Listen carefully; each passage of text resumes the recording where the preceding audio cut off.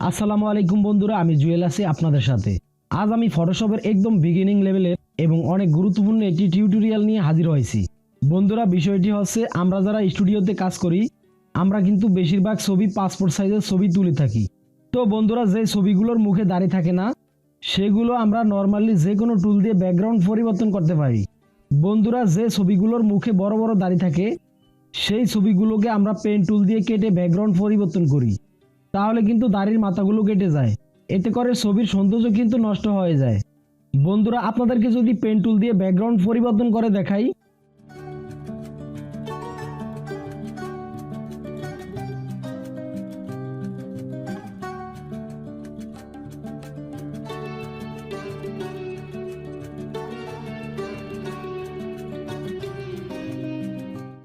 দেখুন এটি এমন দেখায়। বোঝানোর জন্য আপনাদেরকে দেখাচ্ছি। বন্ধুরা, দাড়ির মাথাগুলো ঠিক রেখে, মানে দাড়িগুলো ঠিক যেমন আছে ঠিক তেমনই থাকবে, এই অবস্থায় রেখে সামান্য ট্রিক্স ফলো করে আমরা ব্যাকগ্রাউন্ড পরিবর্তন করতে পারবো।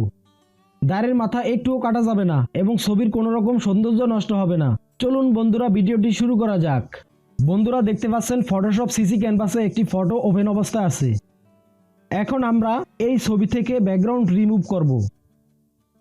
কিবোর্ড থেকে কন্ট্রোল প্লাস বাটন প্রেস করে জুম করব। জুম করার পর দেখুন ছবির ব্যাকগ্রাউন্ড কিন্তু একটি জটিল ব্যাকগ্রাউন্ড। এই ব্যাকগ্রাউন্ড রিমুভ করার জন্য আমরা একটি টুল ইউজ করব।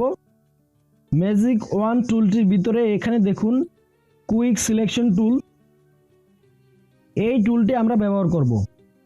এই টুলটি সিলেক্ট করে আমরা ছবিটিকে সিলেক্ট করব। দেখুন আমি করছি।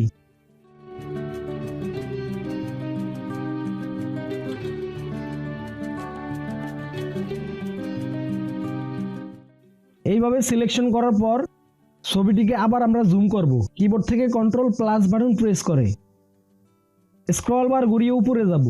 এখানে দেখুন ছবিটি সিলেকশন হয়নি ঠিকমতো। সিলেকশনের বাইরে মাউস কার্সরটি রেখে অল্ট কি প্রেস করে নিচের দিকে ড্র্যাগ করব।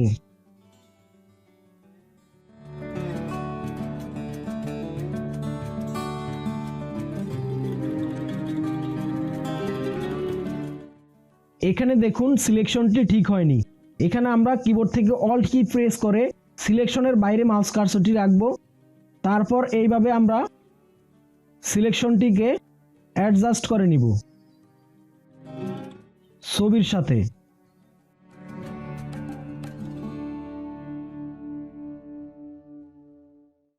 এখান দিয়েও আমরা মাউস কার্সরটি বাইরে রাখবো, কিবোর্ড থেকে অল্ট কি প্রেস করে এইভাবে অ্যাডজাস্ট করে নিব। তারপর কিবোর্ড থেকে কন্ট্রোল মাইনাস বাটন প্রেস করে জুম আউট করব। কন্ট্রোল প্লাস বাটন প্রেস করে একটু জুম করি। এখন আমরা এই সিলেকশনটি থাকা অবস্থায় ব্যাকগ্রাউন্ড লেয়ারটি আমাদের সিলেক্ট থাকতে হবে। তারপর আমরা অ্যাড লেয়ার মাস্কে ক্লিক করব।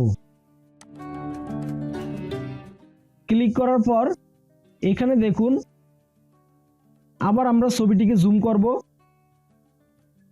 এখন দেখুন আমাদের ছবিটির ব্যাকগ্রাউন্ড রিমুভ হয়েছে, কিন্তু এখানে আমাদের ব্যাকগ্রাউন্ড রয়ে গেছে এবং এখানে আমাদের ছবির দাড়িগুলো কেটে গেছে। ছবির দাড়িগুলোকে আমরা ফিরিয়ে আনবো এবং ব্যাকগ্রাউন্ড রিমুভ করে ফেলবো। তার জন্য এখানে দেখুন লেয়ার মার্কস থাম্বনেইলে আমরা মাউসের রাইট বাটন ক্লিক করব। এখান থেকে আমরা রিফাইন মার্কসে ক্লিক করব। ক্লিক করার পর এখান থেকে আমরা রিফাইন রেডিয়াস টুলটি সিলেক্ট করব। সিলেক্ট করার পর এখান থেকে আমরা একটু সাইজ বাড়িয়ে নিব। রিফাইন রেডিয়াস টুলটির যেখানে যেখানে ছবির চুলগুলো এবং দাড়িগুলো কেটে গেছে সেখানে আমরা ড্র্যাগ করব। দেখুন আমি করছি।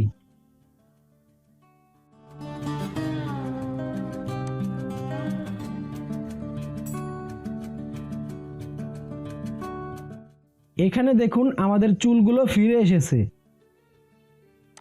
এখানে ড্র্যাগ করে চুলগুলো ফিরিয়ে আনবো। এইভাবে আমরা চুলগুলো ফিরিয়ে আনবো।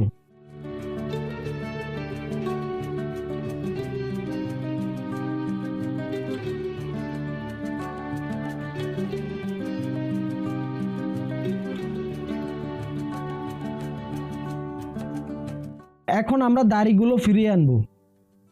এখান থেকে আমরা ড্র্যাগ করব।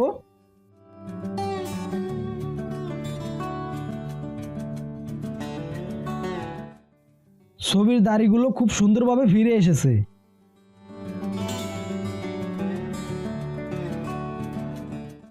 এখান থেকে আমরা ড্র্যাগ করব।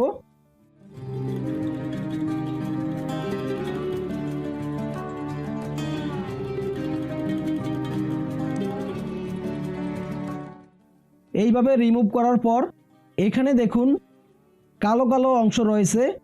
এই কালো কালো অংশগুলো রিমুভ করার জন্য শিফট এডস এখান থেকে আমরা মাইনাস করে দিব। শিফট এডস একটু কমিয়ে নেই।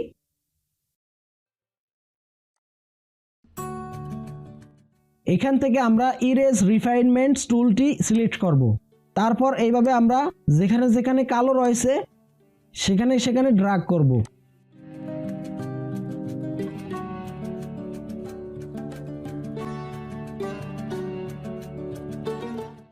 ছবির চুলগুলো এবং দাড়িগুলো ফিরে আসার পর আমরা এখান থেকে ওকেতে ক্লিক করব।